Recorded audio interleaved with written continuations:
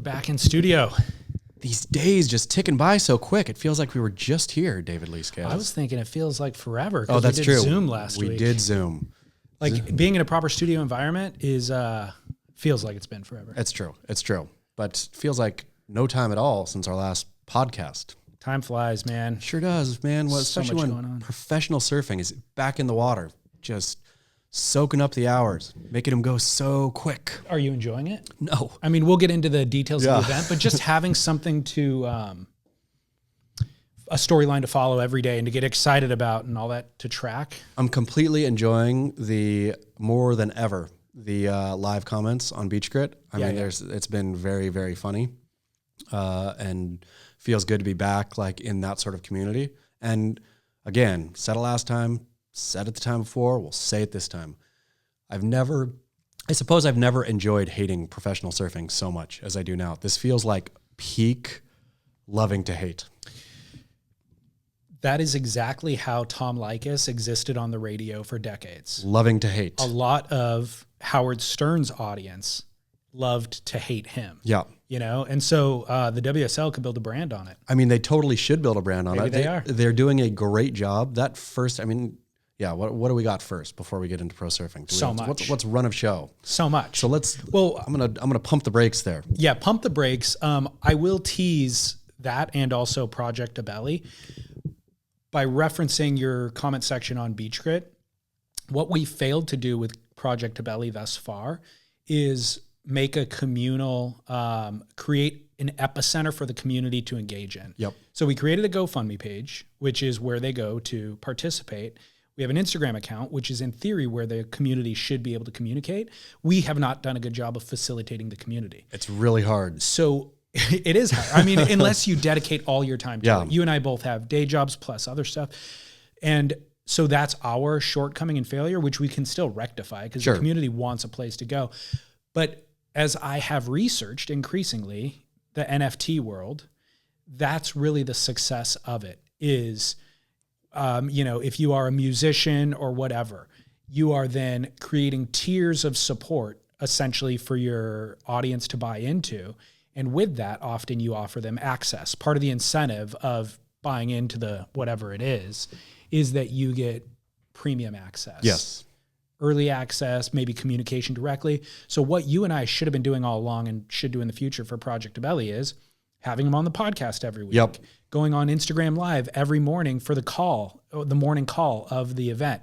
And that would then elevate his kind of engagement with all of our community who already financially supported him would be like, man, I have private access. I have a personal relationship with this guy that I don't have with John Florence or anybody else Sure. on tour. Idolo, forget all those guys.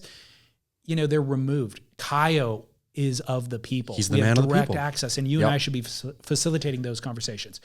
But it's to say you guys on Beach Grit do a great job of creating that community.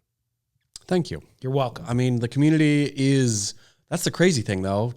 Back to Project Abelli, it's very, very, very, very difficult.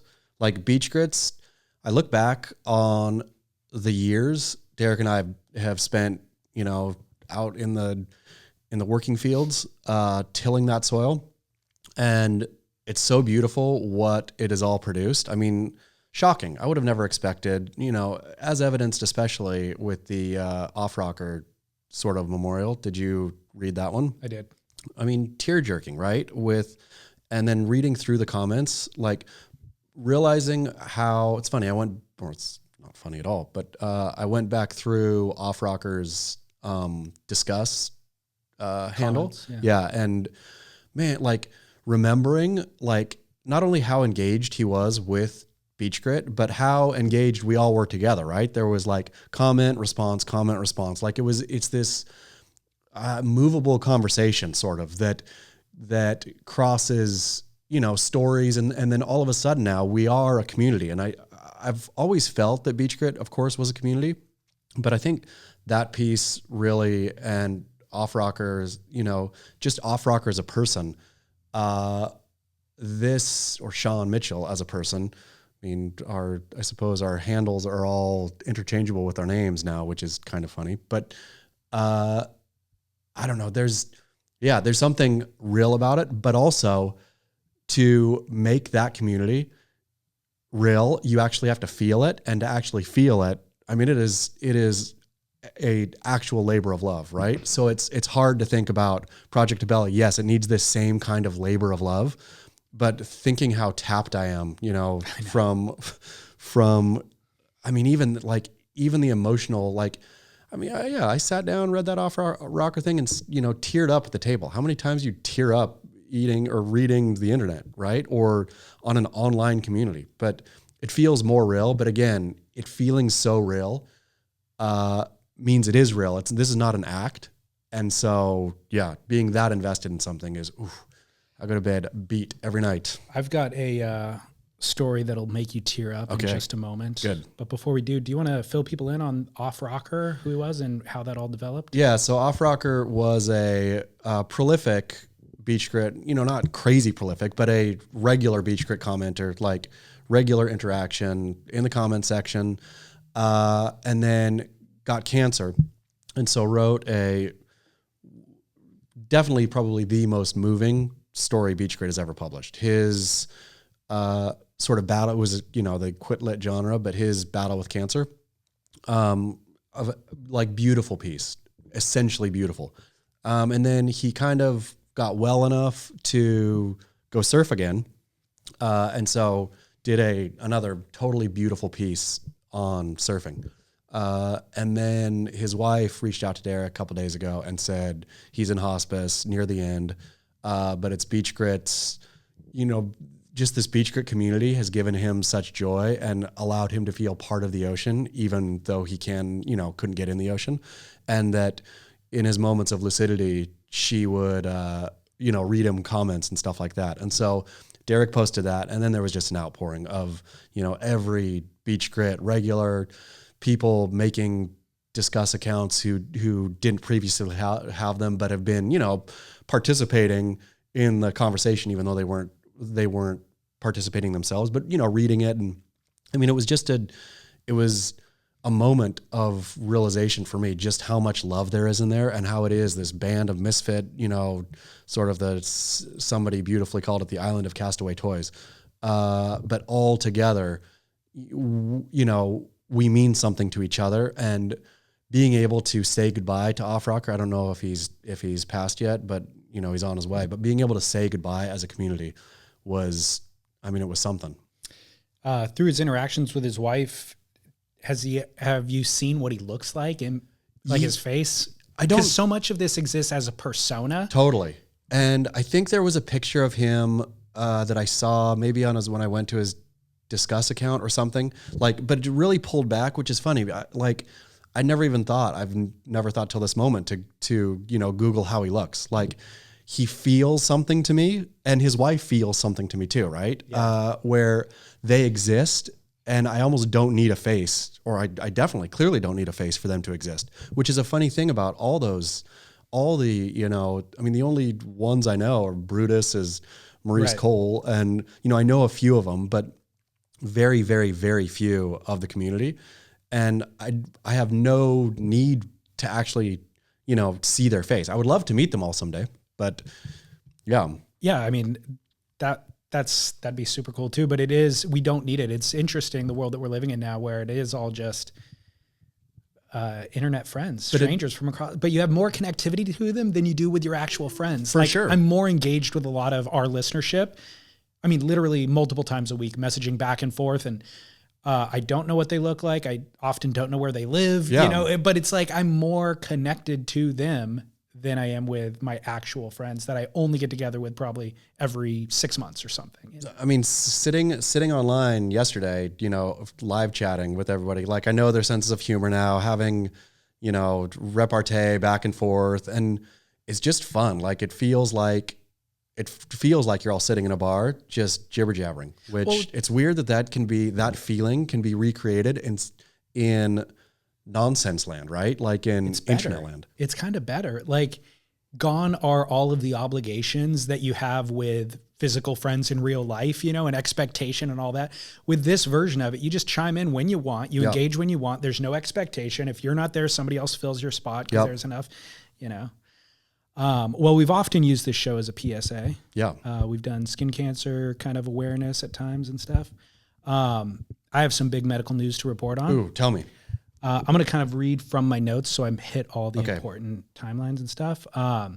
I've told you how busy that I've been and stressed out. And as it relates to Project Abelli specifically, I was like, dude, you got to take the hands on this because I did a poor job. well, I blamed it on moving, which is true. I did move. But this kind of amplifies all of the move was amplified by this. And we're settling in, by the way, with the move. So that's kind of nice, having extra space and all that sort of stuff.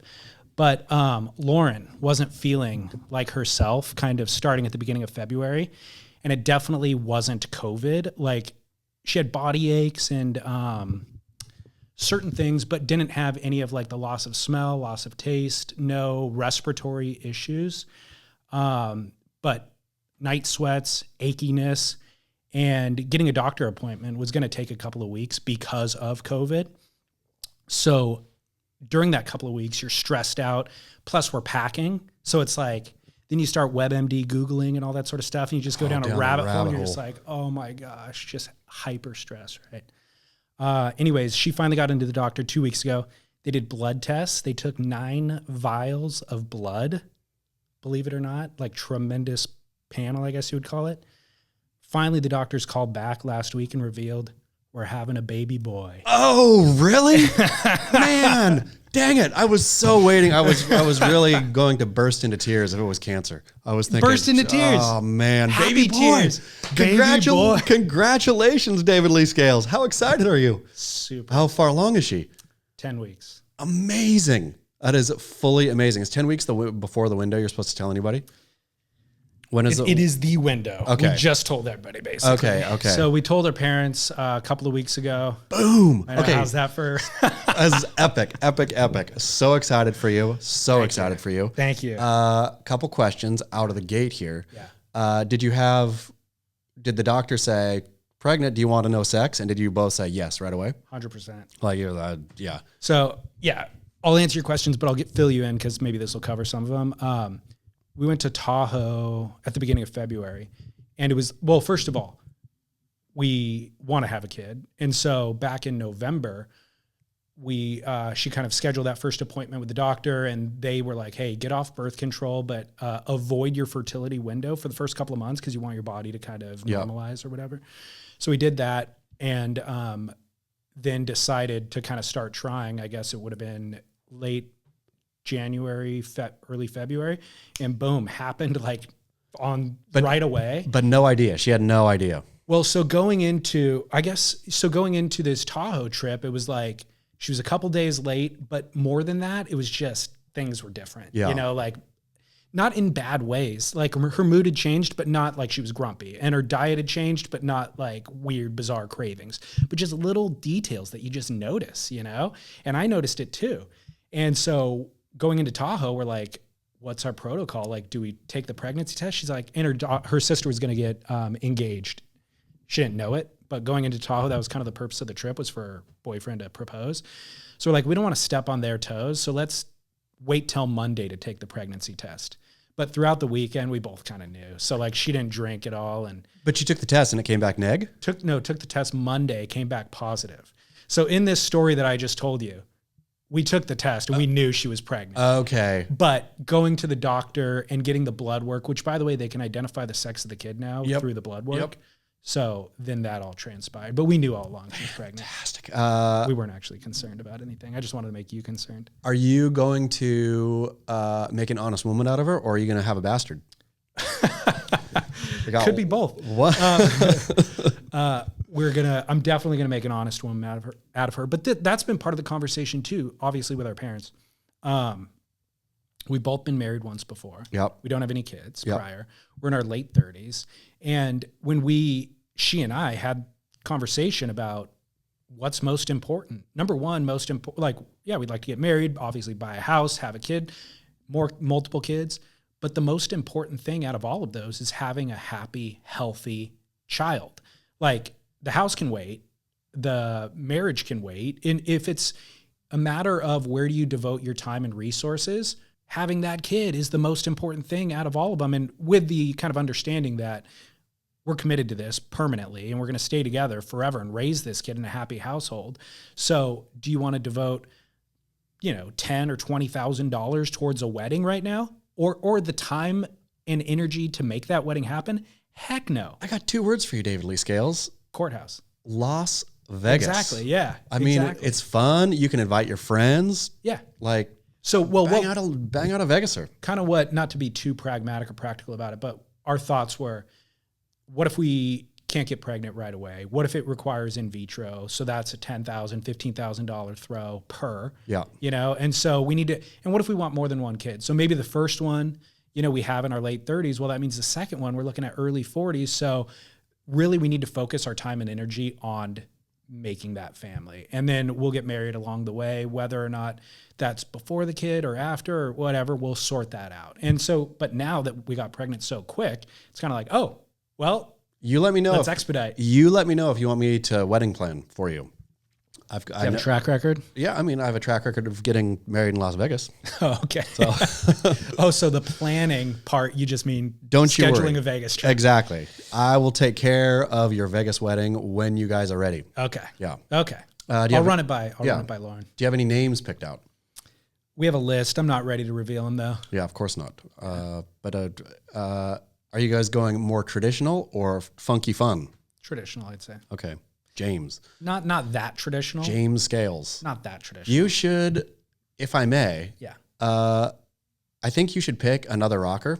I think Tommy Lee would be pretty good if it was Tommy Lee Scales. I like David it. Lee Scales and Tommy Lee Scales. And my brother's Eric Clapton. Yeah. So I mean, I feel if you don't carry that tradition on, that's true. That's kind of a bummer. I mean, that's a great tradition. So my dad picked our names based on the era. Yeah. Tommy Lee's already a little aged out. Do we have to go modern? Do you? Oh, I mean, I guess so. I guess those were Eric Clapton. ASP Rocky. Yeah. ASAP Rocky Scales. Yeah, ASAP Rocky Scales, or you could go Machine Gun Kelly Scales. I mean, Machine Gun as a first name is pretty good. Yeah, I'd say so. A lot of options. Okay. Just saying. We'll open it up to the listeners. Yeah, great. Listener feedback. Yeah. Which rocker and or rapper and or hip hop artist should David Lee Scales name his boy? A boy. Yeah, there's some good ones out there. But I'm telling you what, though, my theory holds 100% of the time. Drake Scales. Drake Scales is good. What's Drake's middle name? What theory? The theory is that if you smoke and drink, you have girls. If you live a clean life, you have boys. So you have Athletic Greens and no smoking to thank for your son. That's true. That's a great point. Yeah. I didn't know that theory. Oh, you don't? No. Oh. It's funny how many theories there are. This one is ironclad. Only the exceptions almost even prove it. Here's the thing. I've not rolled this theory out on the show. No.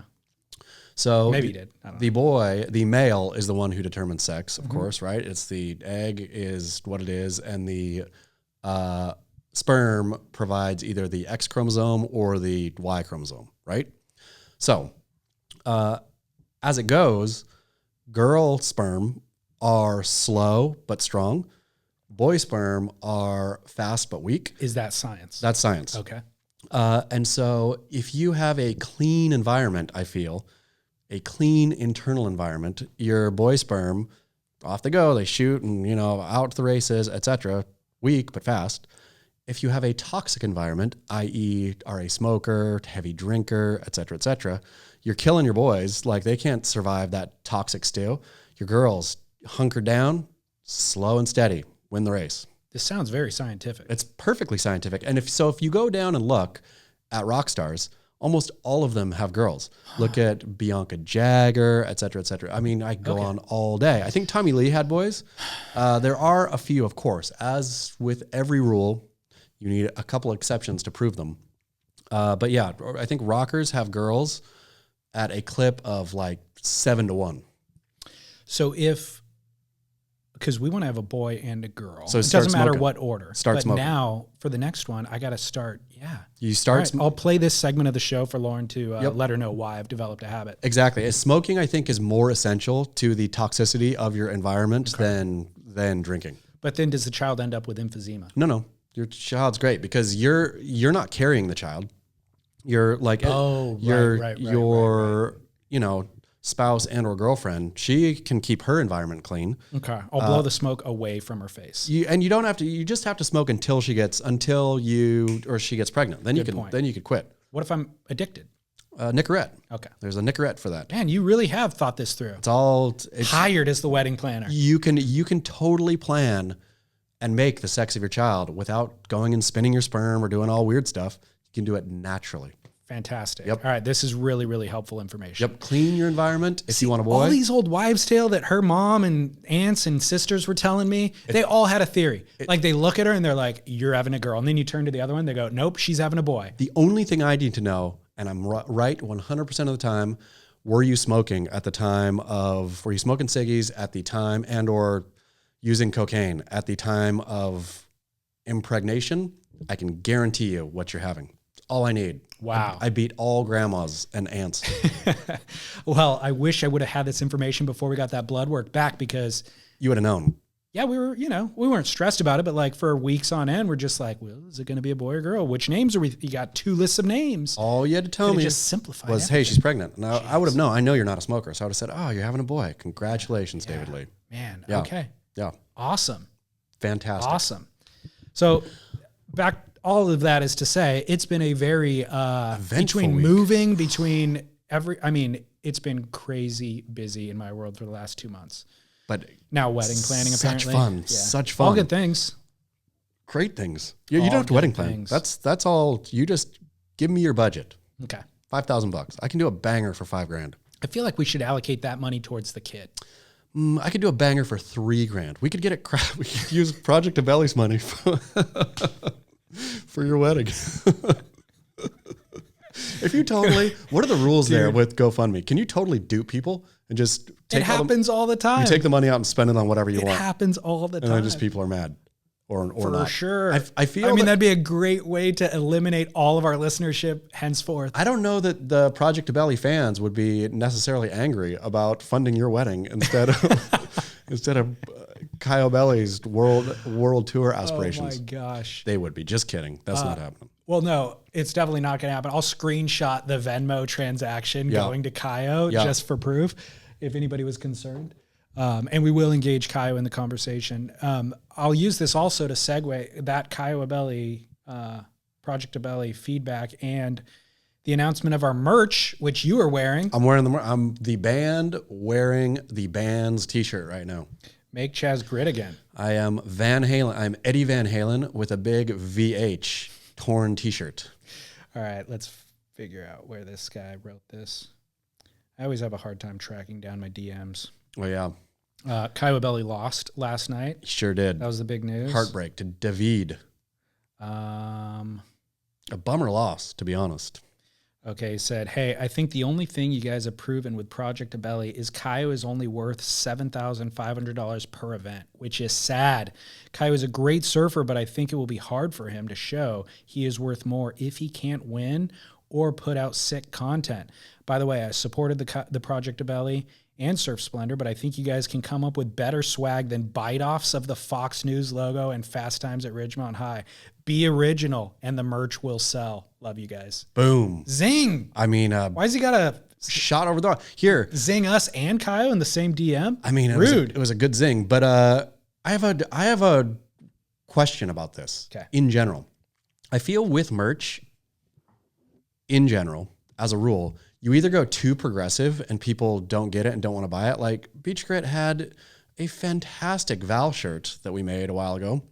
A beautiful Val shirt. And I think nobody bought it. Like it was funny. The art was great. And so then I think, is it just too arty or something?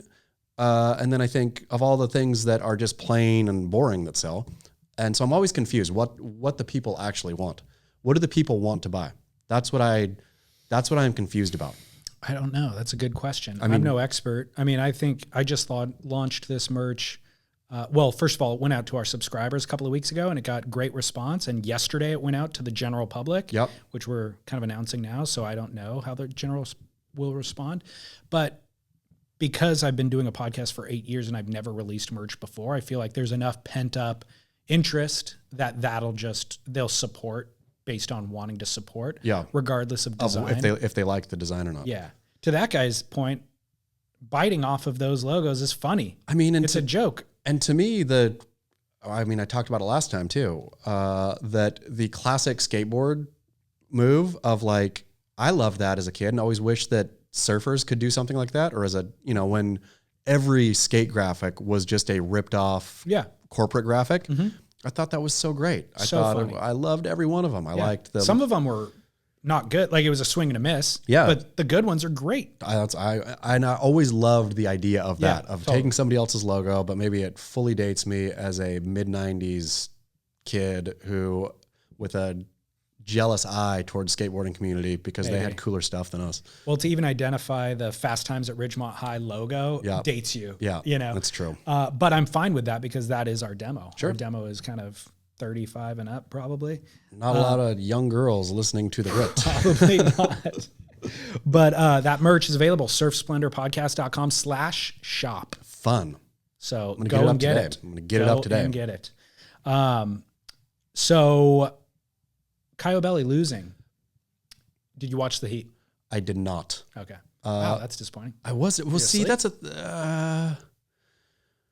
yeah, what happened? My father-in-law was over. There was just a bunch of stuff. And It was then about 9 o'clock last night. yeah, and I realized that I had planned my day sort of around it. Like I got in early, saw that it was Heat 12, like was ready to go, and then got distracted somehow. And by the time I came back, it had ended. And then I was fairly devastated that I'd missed it. So it was not out of a lack of love or interest in Caio. It Yeah. was, an accident of time management, I suppose. So he surfed against David Silva, and it was I think David might have won the Heat with a 10-point Heat total. I think so Caio had like an 8 or something, yeah? it wasn't a thrilling Heat, No. you know, and Caio needed a 5, and he couldn't. The waves were just terrible, essentially, is what it was. But David surfed great. It was fine. Yeah. A lot of marginal heats, though, throughout the day. Nothing too exciting. The kind of big losses were John Florence is out.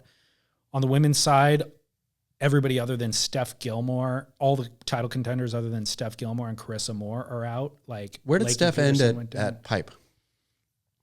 I mean, is she I wanna like say third? Yeah, so she, assuming she goes on and wins the event, she will have developed a fairly substantial lead. I can't say. I don't exactly remember Pipe, to be honest. Idolo, Gabriel, Felipe, Jordy, Julian, Kanoa are all through. Your survival pick, Ryan Callanan, made it through. It wasn't. Oh, it wasn't. I switched to Caio. Oh, you did. Yeah, Dang so it. I'm done. I'm out. Yeah, it was maybe I cursed him. Yeah, I had Ryan Callanan, Oh no. and then So you're out. I'm out. I'm out of the survival league. I think there's a reset somewhere coming up here for the I survival think it's a league. loser round. I saw him tease it of the loser round, like get back in and with the people who lost. No, I'm not letting you in. No, you're not. I don't get to be in yours. Got it. Okay. Yeah, I think the losers get their own then second chance Fair enough. with the losers. What if all this whole Project Abelli was a scheme to get people to pick him on the fantasy team, knowing that he was going to lose, so then I could sneak through with Kanoa? It would have worked for me. It would have worked for me. Kanoa barely snuck through, by the way. Kanoa did not look good surfing. Well, he was against Ethan Ewing, Yep. and I love Ethan. Like, even though I had Kanoa on my team, I was rooting for Ethan to win. Yeah. He just looks, his style is so sick. His fundamentals are so strong. By comparison, Kanoa was doing as many turns, if not more, on waves, but he's just too, he's too, I don't want to say jittery, but he's just too much body motion, whereas Ethan's just so smooth. And It's hard to make those waves look good too. it's a problem. I mean, let's talk about JJF a little bit real quick here. Yeah. John's loss to Connor. I thought Connor clearly won. I mean, I think it was undoubtable that Connor won. That 9.3 was insane. Like, Wait, John Florence lost to, Connor O'Leary. no. Who'd he lose to? What's his name from the movie? Morgan. Oh, I'm Sibilic. sorry, Sibilic. That's who I meant. Morgan That's who I meant. Sorry. Morgan Sibilic clearly surfed better than John. Incredibly. Yeah, I mean, the waves were awful, but he outsurfed him. But that 9.03 So sick. is the most mockable score ever given. No. That was no 9. He did 3 turns. He literally did 3 turns. You got to compare it to the other waves surfed in that heat. Doesn't matter. If you're giving 9 point rides it was great. It was for the conditions and for the day, it was a fine surf wave, but it was Okay. to call 3 turns a 9.3 mocks the idea of any scoring. I don't disagree with you, because when they replayed that on Instagram and said this was the highest heat score of the day, I definitely had a different opinion on that wave Yeah. than when I watched it live. When you see it, it was a great wave for the Heat. It was a heat winning wave, all of it. But in terms of calling that a 9.3, the scale cannot just be artificially random. Like if the day is, if all you can muster is a 6, then, it's 12s and 10s that win heats. Like that's just what it is. You can't give that wave a 9. Okay. So in the context of the heat, Yeah, I understand that's what they're doing. I'm just watching it. I had the volume down. I was actually recording a podcast with Scott. And so I'm watching it off to the side, and I watch John surfing marginally on inside waves, and he gets a bunch of them. And then I watch Morgan sitting out the back, and the waves that he takes off on are twice the size, and he's really executing flair in his turns. John couldn't, because John was Small on waves. knee-high waves, Yeah. So by comparison, when I was watching, I'm just going, wow, John got a 6 on that, Morgan just got an 8 or a 9 on that. Yeah, like that was with the volume down, just in the moment. Come to Instagram at night, or I think it might have been this morning when I'm scrolling through, Then it's embarrassing. WSL's high score of the day, and I go, yeah, that's surprising that's the highest score of the day, and that's a 9. It's two different experiences. It's embarrassing, I feel, to have that as the 9-point ride on Instagram. They should have just said, oh man, the judges lost their marbles for a minute and threw something that they should have never thrown. We're just going to, again, it didn't affect the heat at all, just because Morgan clearly beat John. And so it was just like a silly mockery at the end of something that was already mockable. There's so much to mock about it. Honestly, I'm trying to think of another sport that you can sit down and watch and mock every single moment. I mean, I suppose if I was really into ice skating, figure skating, that you could kind of mock Olympic figure skating, like what they wear and the way that the commentators are breathless about everything they do and the scores. I mean, I would imagine maybe, right? WWE. But it's supposed to be. WWE is like satire of sport. But that could be the best comparison. Yeah, I mean, because from every word that dribbles out of Joe's mouth to the way the judges score stuff to, I mean, it is a mockery, which is totally fun to mock. It's great. I'm so glad they built something so mockable, but it feels like it gets more mockable. I mean, taking it to knee-high Newcastle waves, I didn't even know that you could get kind of more mockable than Pipeline, just because of, the trap, like Joe Turpel in an Aloha shirt and, just whatever. It's always mockable no matter where it is. But my goodness, in knee-high Newcastle, it is a whole new level. Do you want to hear feedback from a listener that will Counter it'll align with exactly what yes. you're saying, so you could jump on. Just want to rant, because I know you guys will cover it. Guys like Ace Buchan making the tour for 15 years shows how flawed the system is. Judges overscoring heats, running in abysmal condition, the happy no matter what judging. The WSL is an absolute joke now. I hope that you properly lambast them. Somebody's got to do it. I don't think, I don't want to lambast, and I also, they're obviously doing the best with what they can. So they're not. They're absolutely not. Wait, let me just finish. I want to just say that I'm running everything that we're saying through the filter of what they could have done through different decision making. Is right now, even with COVID, they could be running heats in Indonesia with 10 of the best surfers in the world in epic conditions. Yes. That was an option if they made different decisions. Fight Island. Exactly. Or UFC did Fight Island. So at some point when the Dream Tour was G-Land, Cloudbreak, J-Bay, places like that, they were making very different decisions. There was a different end goal in mind, and everything ran through that filter. So now we're ending up, even without COVID, we were ending up in wave pool, Brazilian beach break, so the fact that we're running in knee-high Newcastle is not completely due to COVID. No. Sure, it would have been Kira, which was pumping this week instead of, or it would have been Snapper instead of. But even with COVID, like there were other options that were available.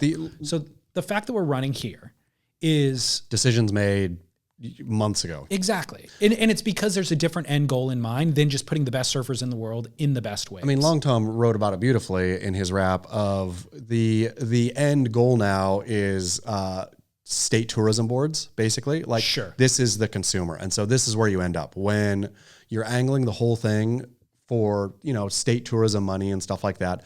Then you end up with who's going to pay the most, you know, and it has nothing to do with how good the wave is. It's just who wants to showcase their beaches, right? Totally. So they could have a surf contest in Cocoa Beach next year. For sure. Yeah. And the good news is, or their argument or justification would be, well, there's always contestable waves in Newcastle. Sure. Like it's surfable 300 days a year. So let's, you know, but that's not what we want. And so we can lambast at this point because there was other ways to do this. We could have been running in Indonesia right now. Even the best of those waves, like I do not want as a surf fan to go look at a professional surf contest at Cardiff Beach. Like I love Cardiff, love to surf it. Right. Like I would have done fine out there in Newcastle. I would have looked at those conditions and thought, oh, fun. It's like kind of fat. And, you know, I can really race down the line and try to bang a turn on the inside on the sand. I don't want to watch pros do that. Like I want to do that. I don't want to watch that. It's super impressive to see pros do it, but it's not what we want from them. No. We don't want, if I'm going to watch Jordy Smith, I want to watch him at well overhead J-Bay. Yeah. If I'm going to watch Jack Robinson, I want him at North Point. But I mean, back to the whole mockery about it though. Like the fact that they have to get it up so high, like even Ron Blakey, I used to really like. Ron has let me down as an announcer this contest. Like he's got positive wall of noise, just as he's got the exact same amplitude and positive energy as Joe Trapelno, which he used to, I feel not. I felt he would kind of counter balance slightly. Now he's just, welcome back to Newcastle. We got pumping surf in the water. Like it's a terrible impersonation. It's an awful one. But it's like it was good if it was somebody else. I know. It was somebody. It wasn't Ronnie. It wasn't good. But the pumping surf in the water, the exciting turns, you got to realize when you're there, it's not. They need to. No, but when you're in that bubble of all those people, that's what you start drinking the Kool-Aid. You start experiencing it that way. You're that excited about it. Somebody should sit back and say, you know, everybody, surf fan, I'm with you. These are garbage conditions, and it's not to be negative about Newcastle and all that, but this is not a great day of pro surfing. So we're going to actually talk about the nuance, real true nuance of their turns, of who can surf junk surf better, how to surf junk surf. I mean, it doesn't. There are conversations that could be had for sure, and not all negative conversations, not rude and just calling a spade, realizing what the viewer is seeing at home, and no matter how high you get your voice, and you know it's just not great entertainment, and that's totally okay. There's some baseball games that are full on drags, right? Like for sure. There's some football games that are dogs. Like the announcers are not saying the entire time, this is the greatest game ever played, that's the tone of WSL broadcast. Every day is the greatest day of professional surfing the world has ever seen. Well, that adds more kind of credence to our idea that comes up every once in a while, which you don't need the staff or the commentary or the judges to be on site. If the judges are being influenced by the beach kind of energy and the commentary is hyped up for the reasons I just said, if they were removed, it'd be a more reflective view of what the majority of the audience is experiencing. Sure. You know, it'd be more accurate. But there's no way they're sitting on the beach. I mean, I completely agree.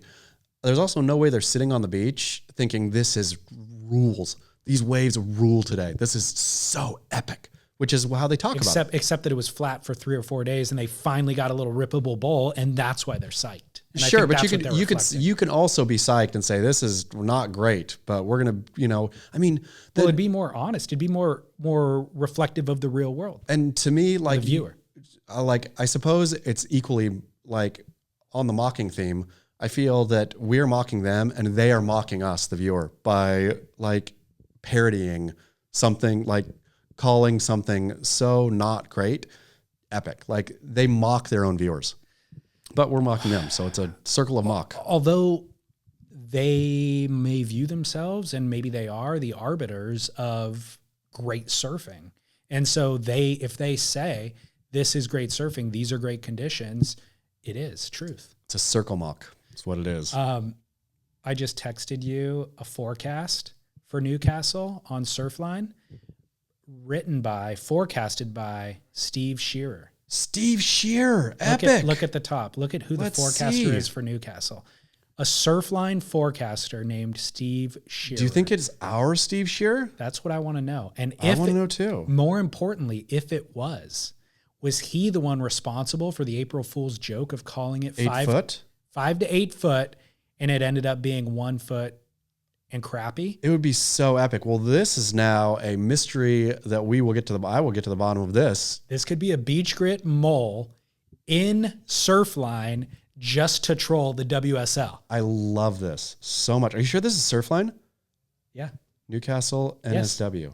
That's the Surfline forecast. Okay. Epic. So for those who want to know, Surfline forecast is calling for, is this old? Yeah, 4 8. This was this morning. Yeah. So 8 to 12 is today. Oh, yeah, you're right. This is a few days old.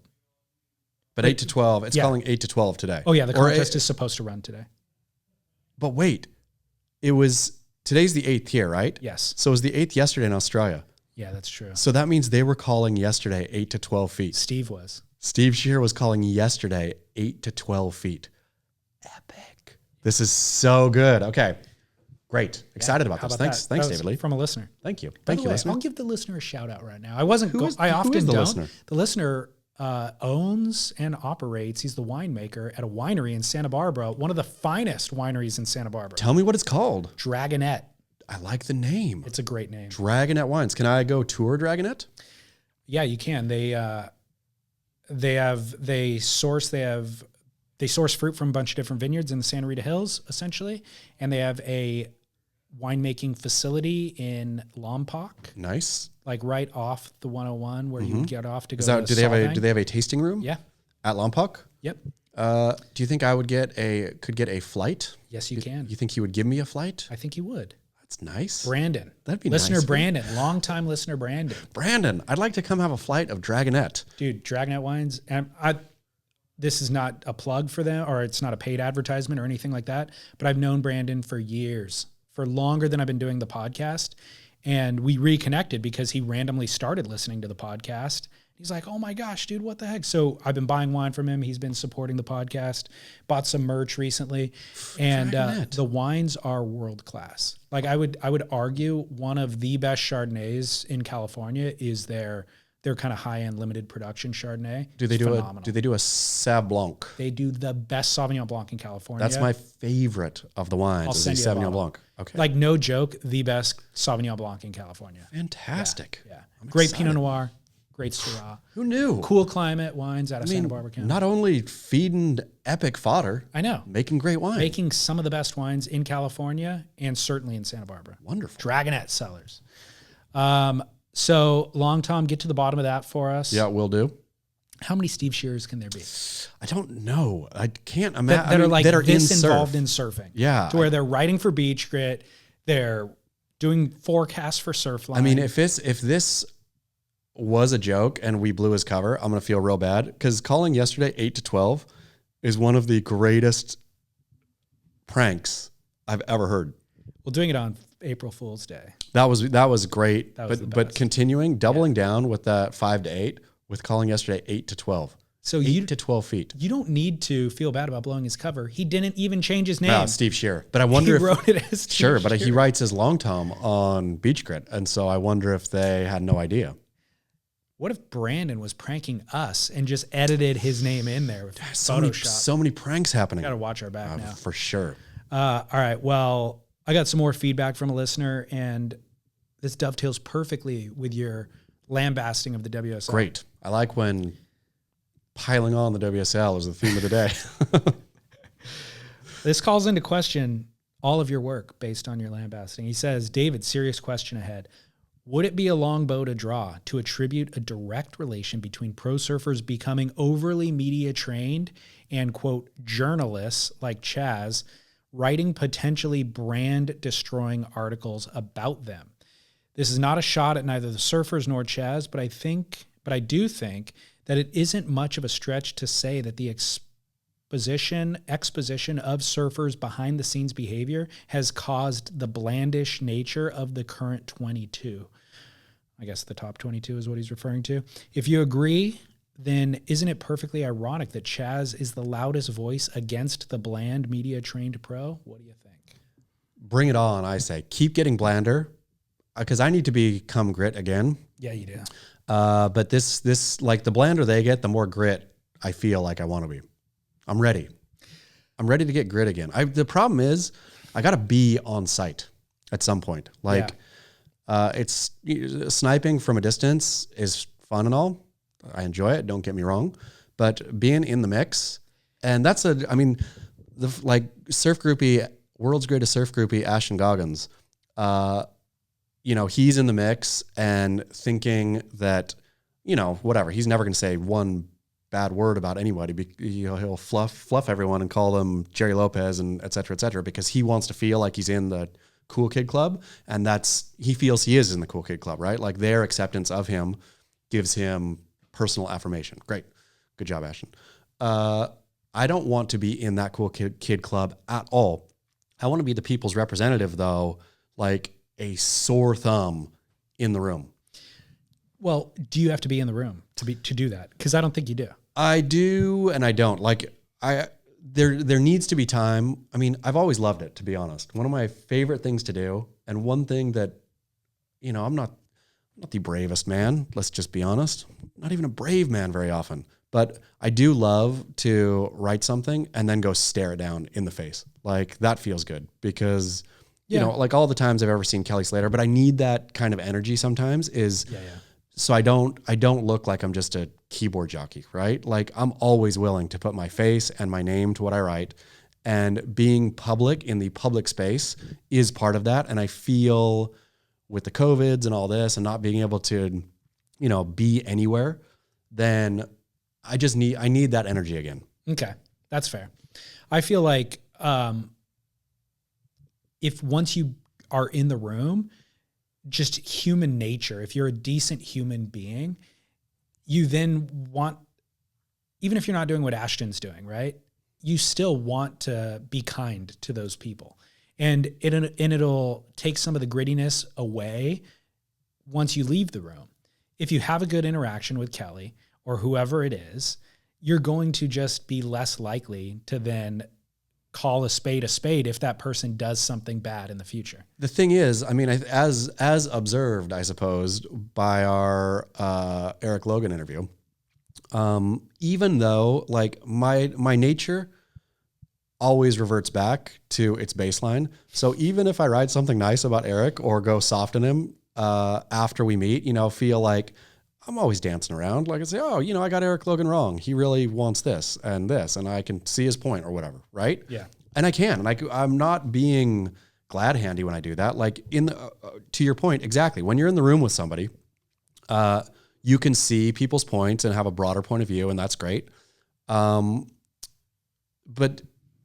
I feel like my baseline doesn't go to make fun, but it does go to, I just don't like a prepackaged story. Give me something raw. Give me something good. Give me truth. And if people aren't doing that, then I'll revert back to poking them with sticks. Okay. Well, I feel like, but Kelly will never have a good, if Kelly saw me in a room, he would purposefully not look at me. He wouldn't want to give me any time of day, right? Like, I don't know. I could see him being confrontational. I mean, that'd be pretty awesome. It'd be a great story. It's a fantastic story. Right? I mean, that's the problem. He gives me a good story. I mean, it's like old Neo Ridgway, Rip Curl's Neo Ridgway, when he confronted me. About Mick Fanning? Yeah, or about, writing that Mick Fanning was bland way back in the day. I love telling crap old surf stories. Now I'm just a completely old man. But I wrote all about that, and that was a funny story. What did he say? I mean, he came up to me. I was covering the Paniche, Rip Curl Paniche forever ago. It was like 11 or 12 years ago. And I was stealing beer from the bar. Nobody was in the bar and there was nobody to pour the beer. So I was just, pulling Helping myself, pints of beer. I mean, it was free, I think, anyway. It was the, whatever contest hotel. And he stormed up when I was sitting there and said, like, "You Jay Smith." And then, like, we're putting you up here, because it was back in the day where journalists got put up. We're putting you up here and you're just trashing the event. Why are you doing that? That's rude. You saying that Mick Fanning is bland, that's rude. Like, you're a jerk, that's rude. He was wearing a red beret.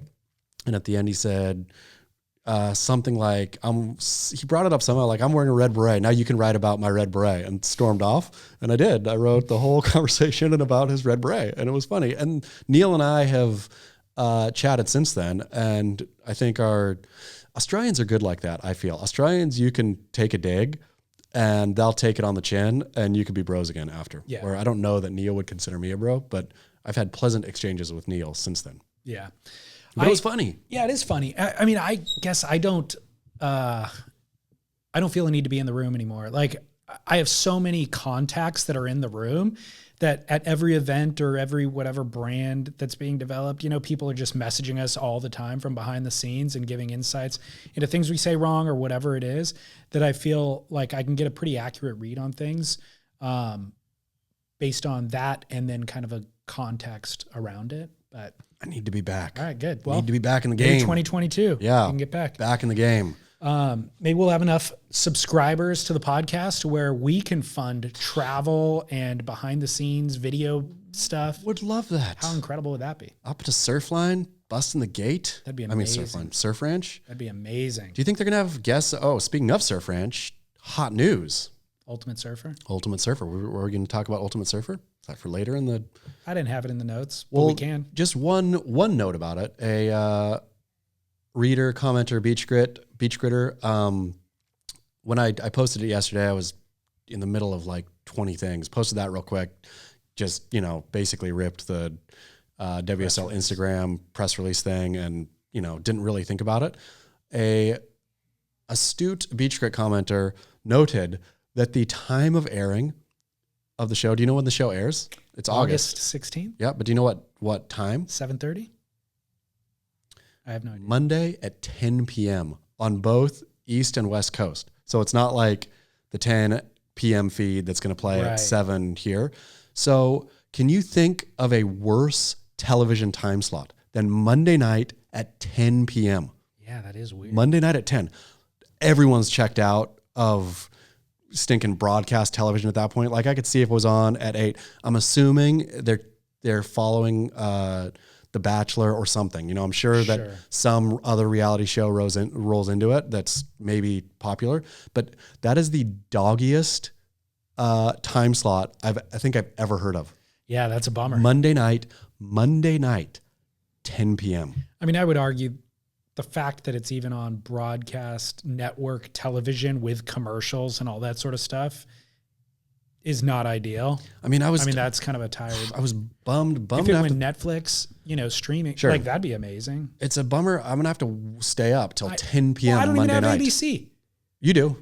You don't? You don't have any cable? No, I stream exclusively, so I could probably get the ABC app and watch it, or maybe on Hulu add-on or something. I had to get stinking cable to get unlimited internet at home, which stinks. So I've stripped down the basic only like network channels. But yeah, I'm going to be watching it.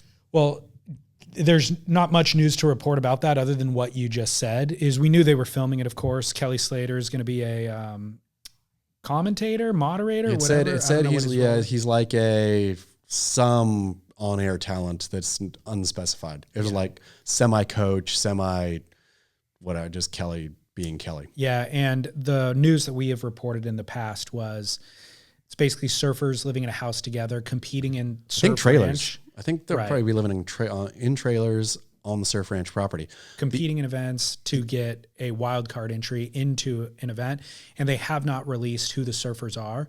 But I remember at the time they were filming, it was like... It's like QSE surfers. Yeah, Ezekiel Lau came to town, even though he was on CT previously. Yeah. Keanu Singh came to town at that time. So there was all these little indicators. The silly bummer is like in UFC's Ultimate Fighter, do sometimes the fighter who comes out of that does he or she actually have success in the UFC? Yeah, there was a bunch actually. Like that honestly go on and have Daniel Cormier. Yeah, come out of the show and have success. Michael Bisping. The thing is with this, not one of these surfers that comes out of this show is going to have one iota of success on the CT. They've already failed on the CT. I know. There's no way there's no like, I think when Stab did Little Weeds or whatever it was, when they discovered, what's his name? Chippa. So Chippa was discovered through a like Stab, Derek Riley era Stab contest thing.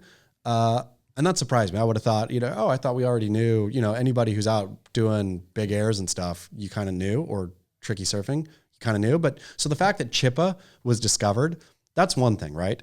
There's absolutely no way though. So if they were going to go find the next interesting surfer or the next surfer that could be made into the next Craig Anderson or something, right? Yeah. Like then I could say, okay, maybe there's somebody lurking out there who is for some reason off Instagram that we just don't know and or haven't seen surf enough yet, where it'd be really hard for that to be showcased at the surf ranch. But in any case, it's interesting. Whoever wins is going to fail on the CT. They're going to lose their first heat as soon as they're back, likely have surfed there before. And the reason they're not there now is because they're not good enough. Well, it's an indictment of the way the contests are structured, because in the UFC, there could be some unknown fighter that exists out in the world who's never been noticed that you put in and they can prove themselves in the octagon. I mean, there could be just a raw physical talent, right? Yeah. Yeah. But with surfing, there's no raw physical talent. Or if there are, they've already developed an Instagram. They've already been identified. There's nothing that the WSL can provide them in terms of an octagon that will allow them to elevate their performance over everyone else. I would imagine with the Ultimate Fighter too, I don't watch it, but I would imagine that UFC fight fans actually watch, right? They're not watching to mock. 100%. But the only real surfers who watch Ultimate Surfer will be to mock. Like people will be slapping their foreheads and saying, "Are you kidding me? You're trying to pitch Zeke Lau as the future or that Zeke Lau has a shot on tour." I mean, anything like that is just going to be laughable. Like that, Keanu Singh is going to go all the way. All right, come on.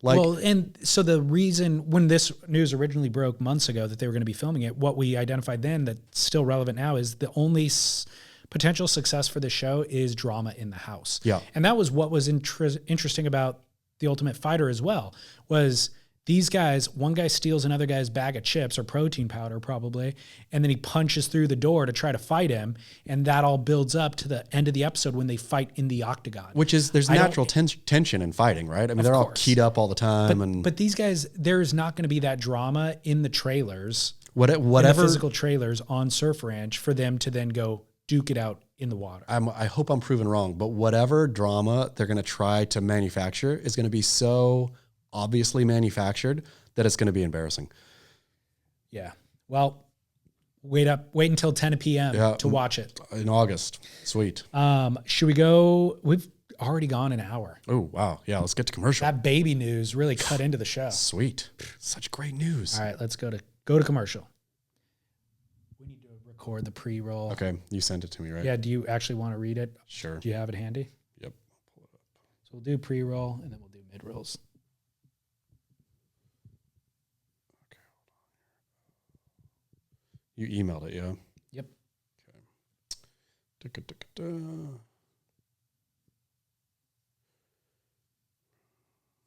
Okay. So I'm doing the first one, Athletic Greens. Yeah, pre-rolls, keep it short but sweet. Ready? Yep. athleticgreens.com athleticgreens.com/surf to bridge the gap between deficiency and optimal health. Support us and feel and operate at your best. athleticgreens.com/surf. Is that a backslash or a forward slash? I think it's backslash always. Is it? Always.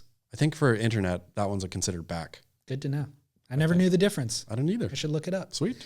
And also, in addition to Athletic Greens, Kanon Sunglasses is on this week's show.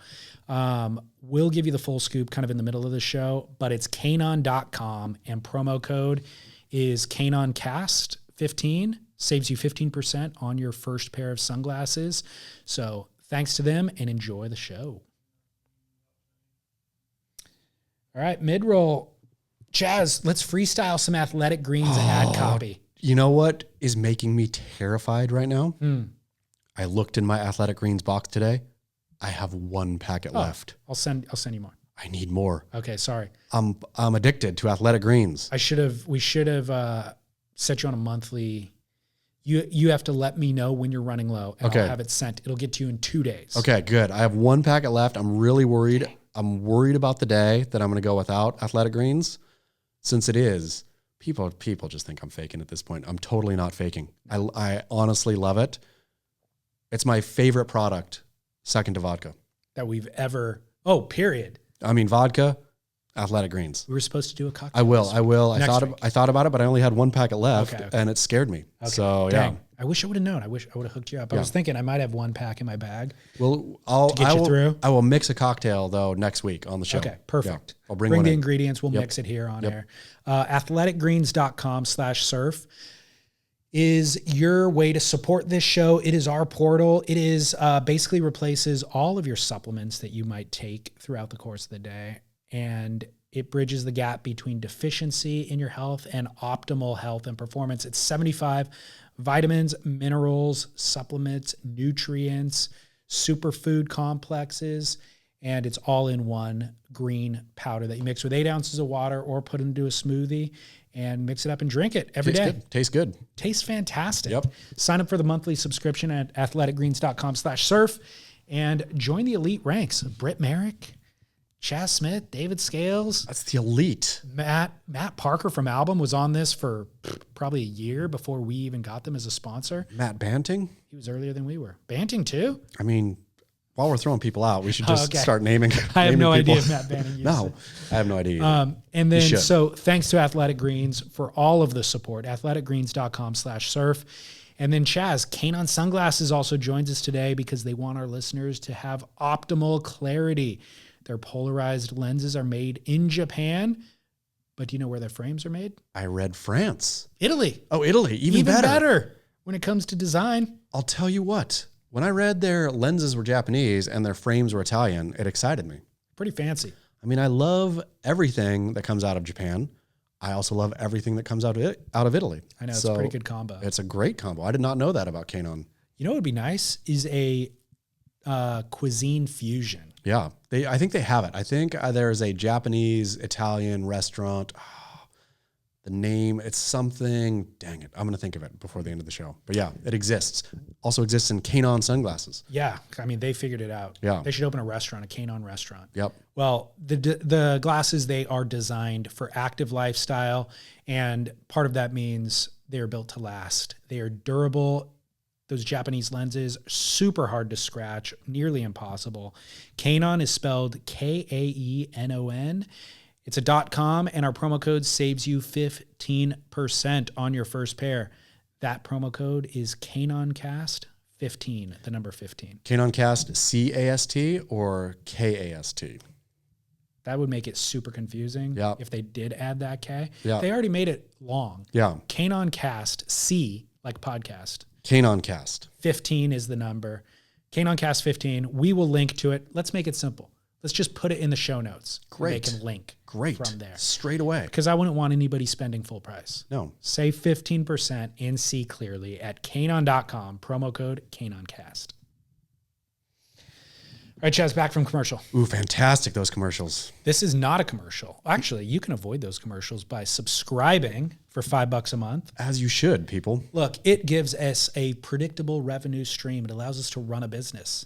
Difficult to do without it. It's real hard to do. And sponsors we're grateful for, and that's an add-on, but we need that predictable, dependable revenue every month. Thank you, subscribers. This is not an advertisement, but these guys bought advertising on Surf Splendor podcast, and I'm hooking you up with a pair of shoes. So they're not paying for this, but you deserve to have them because you're into shoes. Open them up in front of the camera. I totally do need a new pair of shoes too. The wife has become infuriated by the shoes I'm currently wearing. The Nikes that you have on? They're just like rotten and well, they're pretty filthy. They're pretty awful. So look at this beautiful shoe right here. Cariuma skate shoe. They are out of Brazil, are they not? They are, yeah. The whole gimmick, well, it's not a gimmick, but their whole thing is sustainable, like natural materials, recycled shoelaces. Fantastic. organic cotton, natural rubber, cork soles, super comfy, super durable, carbon-free shipping. They ship to you in one box. There's not all that excess packaging. They're taking over the skate world, but also they've sponsored Idolo, Jerry Lopez, Jamie O'Brien, Jack Freestone, Alana Blanchard, and they bought a couple of ads on Surf Splendor. So Fantastic. That's a fine team right there. I know. How about that? Yeah, nice. Oh. Nice Cariumas. Yeah, thanks. Thanks So, for my Cariumas. We would love to get them on and for the long term because they're doing good things, and I like the way that they're treating skating. It's great. They have the best skater in the whole world too. They've done Jagger well. Eaton. Oh, wow. The Olympic gold medalist. How about that? He will be. Yeah. Calling it out right now. So I think they're crushing it. Yeah. So congrats into the surf world. In terms of things to watch on TV. What do you got? Well, you wrote an article about the WeWork doc. Oh yeah. Did you watch it? I did. I didn't. Was it hilarious? Is it just cringy hilarious? That scene is unbelievable. Who's he talking to? Because I just got emailed Documentary that scene. filmmakers. But that's who he's talking to in the room? Yeah. Okay. And he's just showing off in front of them. So you know the story. We talked about the story Adam when it was all Newman. happening. Yeah.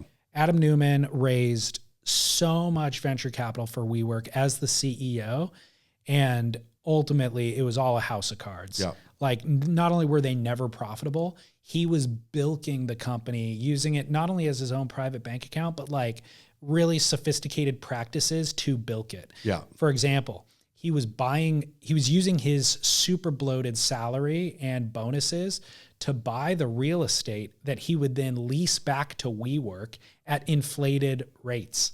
I mean, did he get busted? I mean, I know he got busted, but is he going to jail, or is it just like wrist slap? None of the above. None of it was illegal. Okay. It was all rude.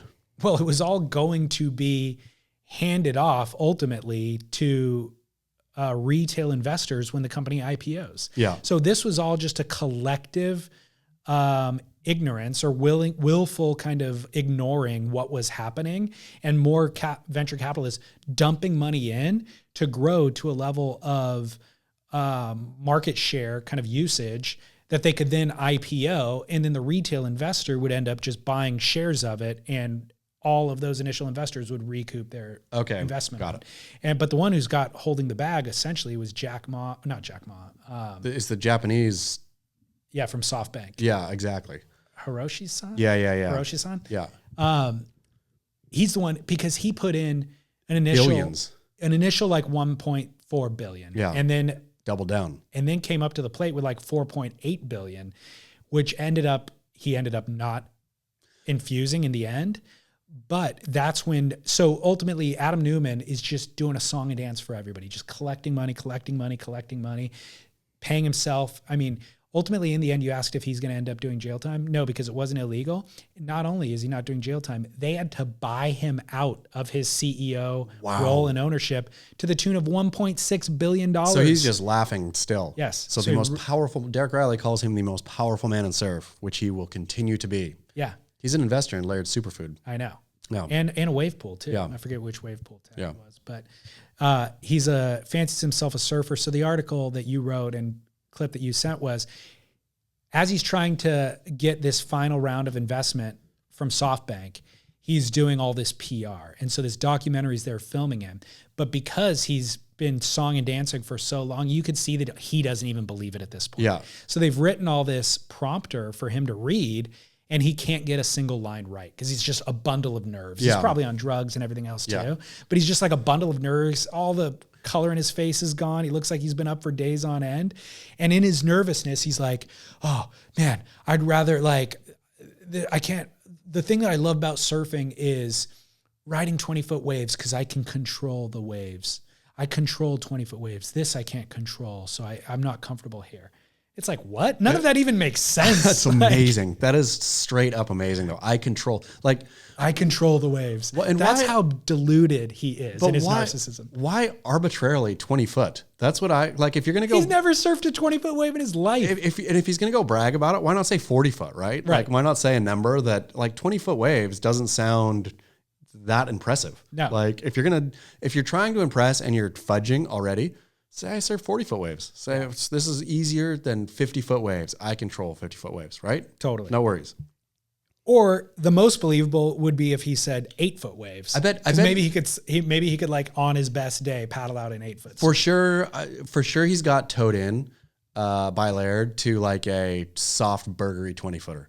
I bet. Could be Outer Banks somewhere. Yeah, like not a 20-foot Hawaiian, but like a 18-ish foot face. I bet. Outer Reef, Laird's Laird's like special burger, Outer Reef burger. Yeah. I think Rob Dyrdek did that on an episode of Rob and Big. I mean, for sure. With Laird Hamilton. Yeah, exactly. I mean, I think anybody can get whipped into anything. Yeah. Like it's just, like it's not Jaws or anything. I mean, there's so many like kind of big burgers out there where you just, yeah. Well, you should watch that doc. I will.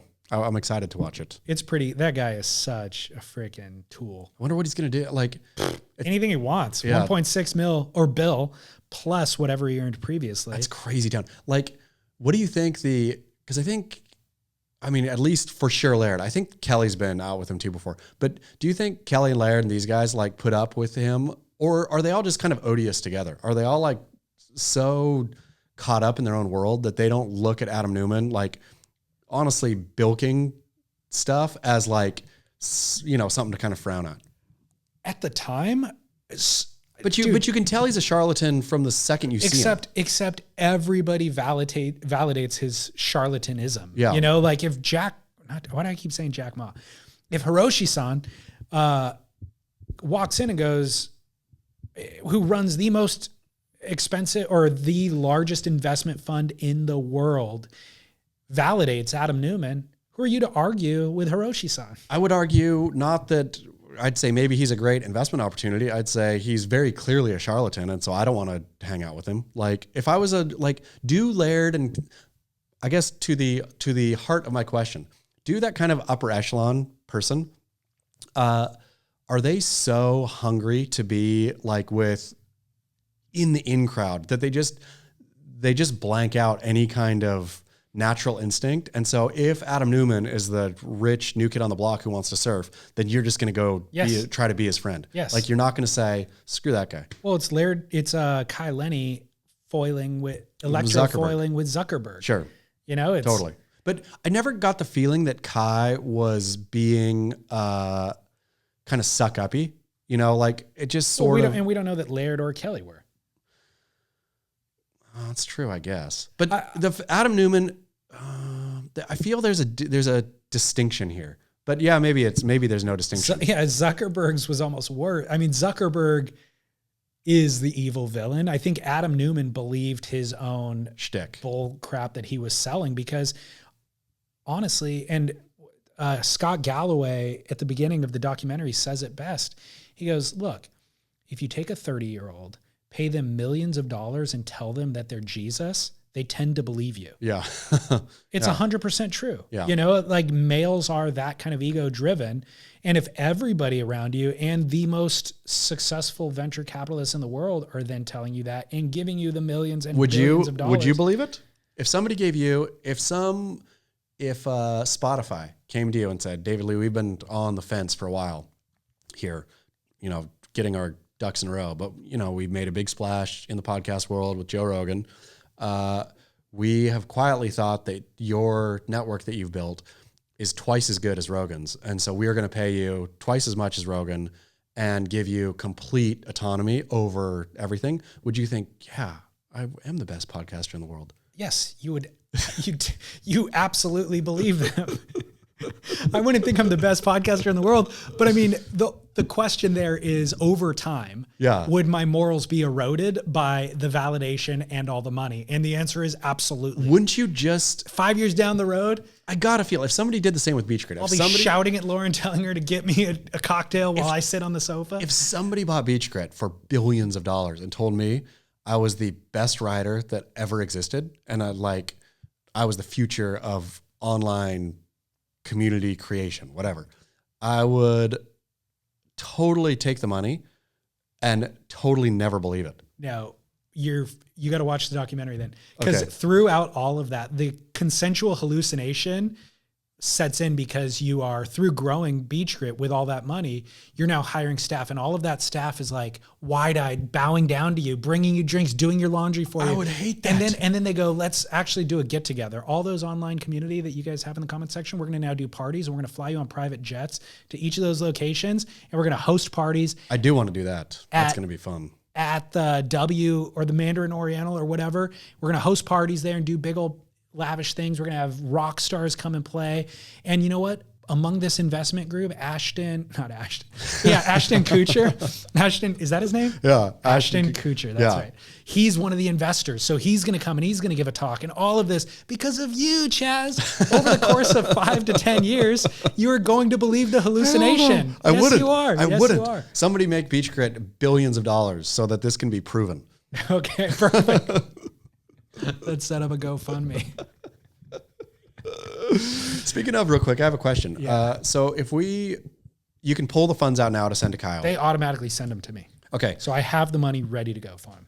So everybody's cards have already been charged. Yeah. What? Okay. Yeah. Okay. Yeah. Okay. So do you think our Project Abellis are going to be, we haven't even talked about this yet, have we? So No. we raised half the money. Yep.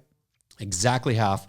I'm reaching out to Kyle to see what position on the board half the money gets. Yeah. I say yes. So my thought at this point is we can continue raising money until we get it on the nose of his board. But to be honest, that Abelli Burgers logo looks great on the nose of his board. It's totally true. It's a pyramid. It fits in the nose of the board.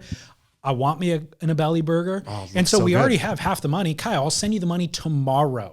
Money in your pocket tomorrow. Just put the sticker somewhere else on the board. Like, the proof of concept is already, we have hundreds of people who have donated to this thing. We have thousands of dollars. It's a win. It's a win. So- and it validates a change that is already happening, period. We've already. Definitely. Okay. So then the other point about it is I feel that we get obviously he's lost. So it's for Narrabeen is where the sticker's going to go, or when the sticker's going to go on, right? Yeah. Yeah. Narrabeen. And the only last thing we need is the sticker. What is the sticker going to be? I have new logos that just landed in my inbox yesterday. Excited so I to can see send them. those to you. Okay. Yeah. We'll make it public then. Yep. So yeah, there was actually an email about that. I think I put it. Yeah. Okay. Hey, happy Easter, David. We're in deep. I think we may have a way out. I donated in hopes Beach Grit would get some publicity and repay you guys for your hard work. FYI, AFL teams are not owned by anybody. They're owned by everybody. Salaries are paid through memberships, gate sales, social functions, and auctions. I have a board that I'm willing to donate. If Beach Grit puts out a call for listeners, pros, maybe some Joes, and we can actually get auction proceeds to get all the way to our $15,000 goal. Would be great for Beach Grit to actually be a permanent sponsor on Kayo's boards.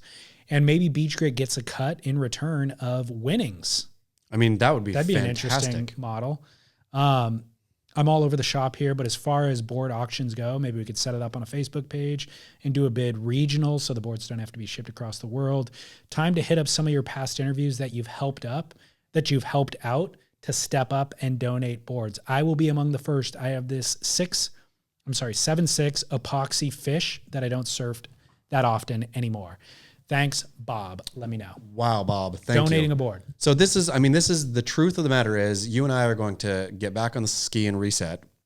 I feel the NFT thing is the future of this, right? And so we're going to actually have to do the work to build this out. It's going to take a bit of time here, but the ship has sailed thanks to Kayo Abelli.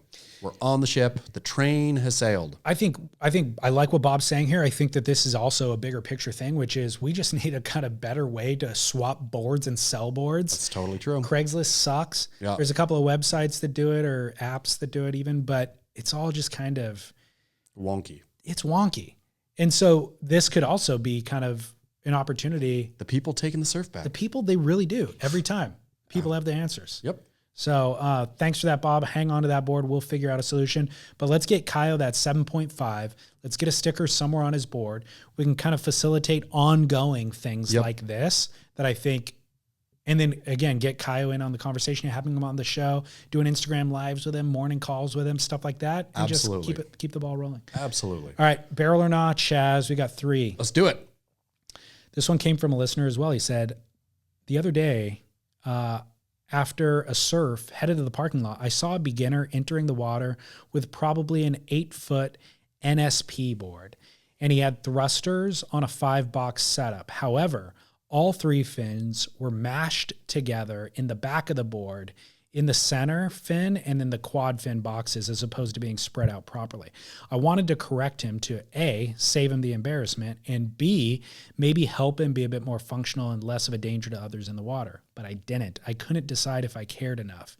And ultimately, I just left. So barrel or nah, correcting kooky setups for the Vals. This is a tough one. This might be the toughest barrel or nah. I've been in this exact situation. I have too. So when I was in the situation, saw Val sitting on the beach, exhausted with his wetsuit on backwards after getting pounded, right? And so I did go up to him and say, hey, your wetsuit's on backwards. And it was not to shame him. Like I had to question my own motives after. And I thought it wasn't to shame him. It was so he doesn't shame himself again, right? I mean, as much as I dislike the Val and the Val explosion, I'm not a mean guy. You know, like I don't want this guy to be out with his wetsuit on backwards. That's shameful. Like this guy with his NSP board with his crap fin setup. So I'm going to say it's a barrel to hand up, hand out to the Val. Agreed. If it's going to if it's going to help them, do it. In this exact scenario that he outlined, it doesn't matter at all. If that guy switched the He fins, would still suck. Yeah. I mean, the guy, he won't even be getting to his feet, much less going down the line, much less doing a turn. So it doesn't matter where his fins are placed. It's true. But the wetsuit backwards will absolutely hinder. But also, though, just the idea, I think, of taking a Val under your wing. Hey, look, buddy, you know, for what it's worth, your fins are totally screwed up. I'm going to say barrel. I'm going to say we all should be on the lookout for kooky behavior of like that specific kind, not like yell at, scream at drop-ins and all that, but like that's a different barrel. That's a different thing. This one, I'm going to say hand up, hand out to the Val. Okay. Help the Val out. Yep. Even though they're the blight of the COVID kind That's of what, thing. man, we have to be better.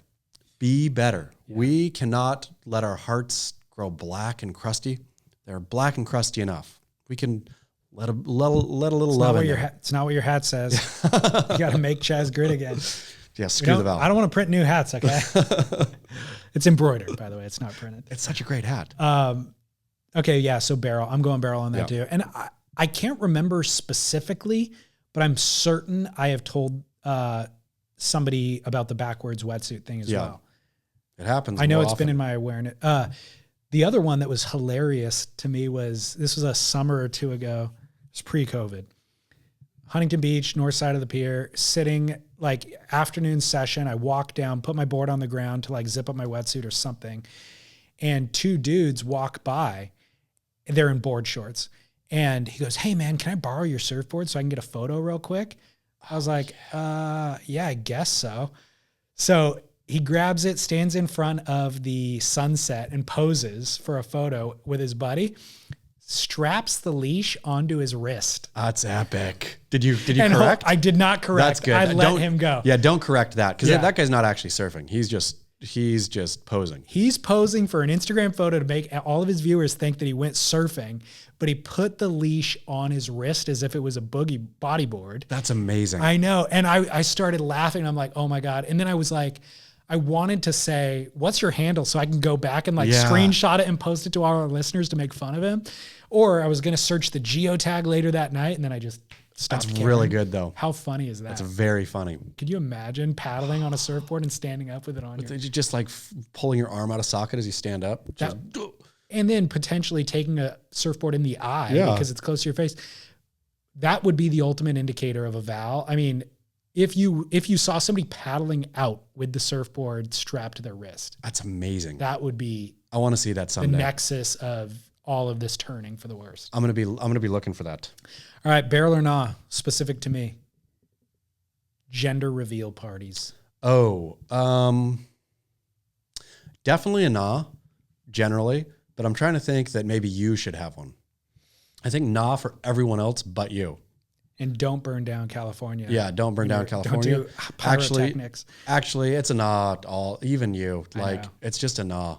I mean, the fact that just say the damn gender. Like, if you know the gender, there's those who find out and those who don't. Right? There's those who share and those who don't.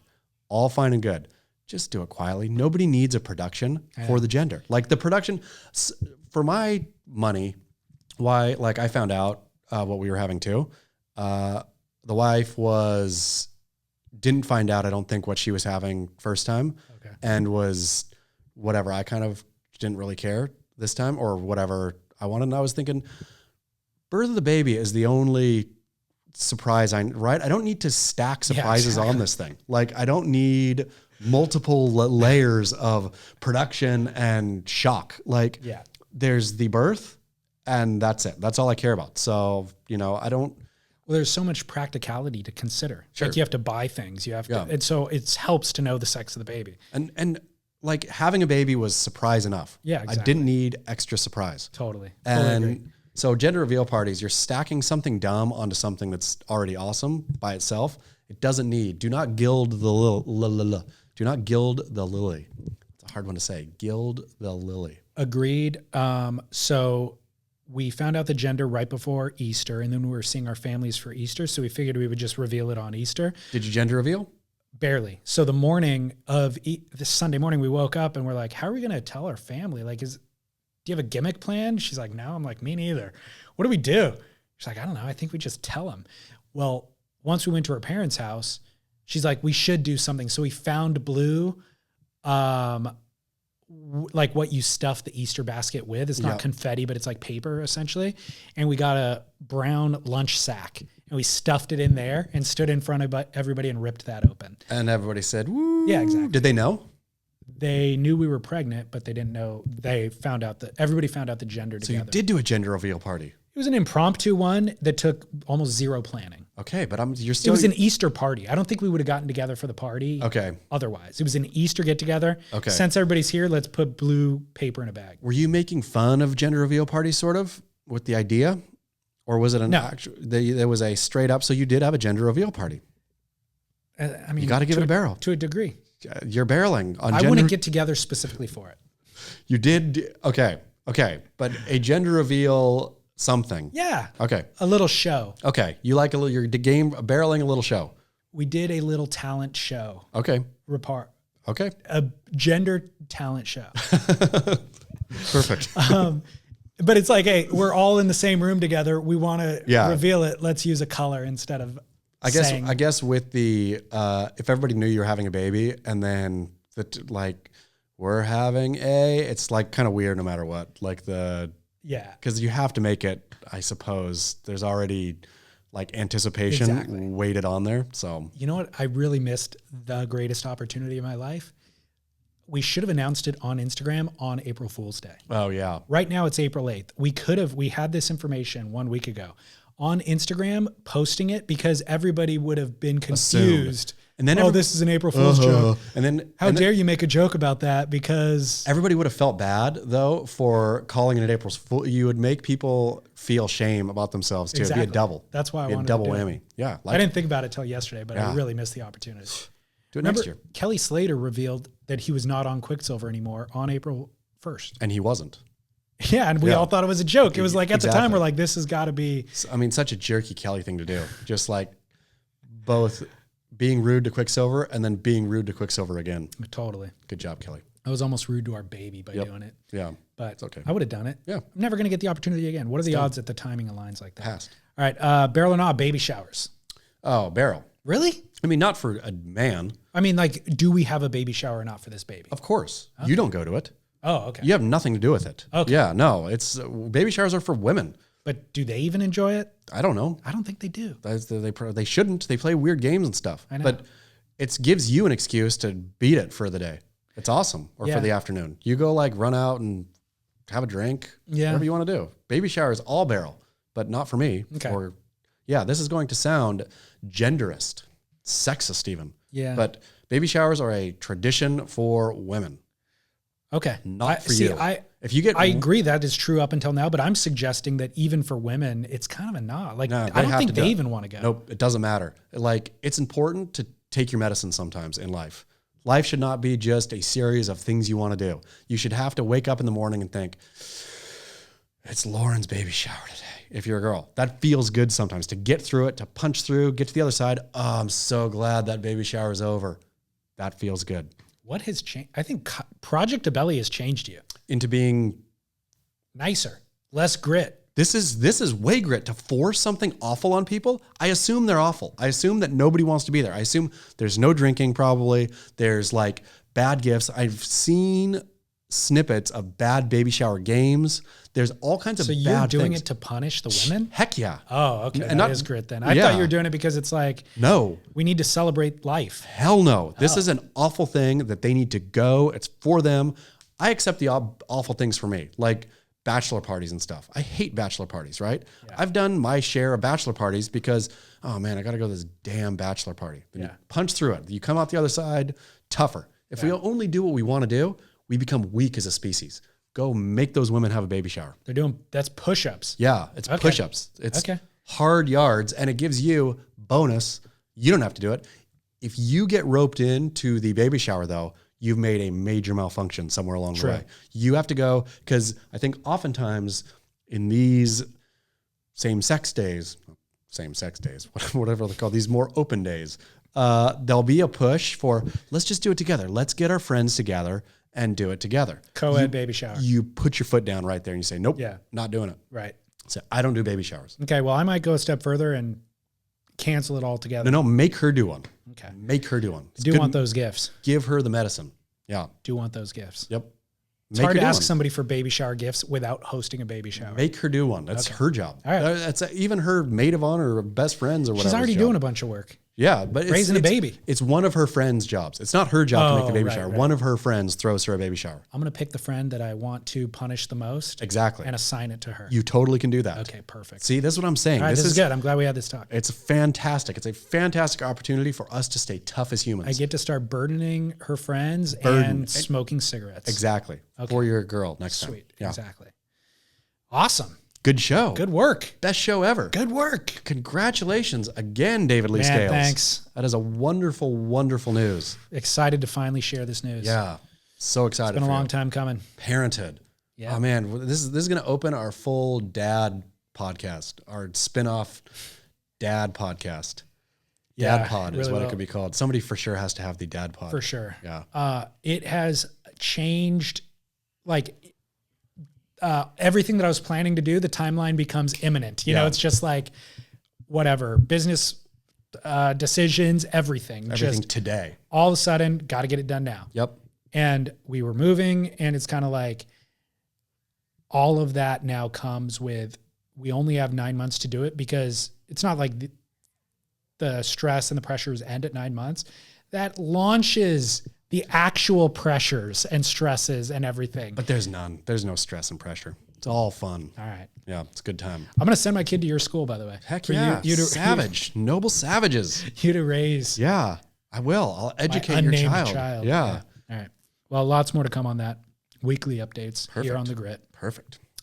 All right. Thanks to athleticgreens.com/surf. Thanks to Canon.com. What else? Thanks to Album for hosting us. Album, Go thank- get merch. Get merch. Get merch. And by the way, discounts on merch for all subscribers. They get 20% off. That's a You pay for deal. your subscription through the discount that you get through merch. How does a deal? Crazy, right? Wild. All right, Chaz. Anything else? Nothing at all. All right. Enjoy the rest of Newcastle. You too. All right. Until next time. Yeah, barrel.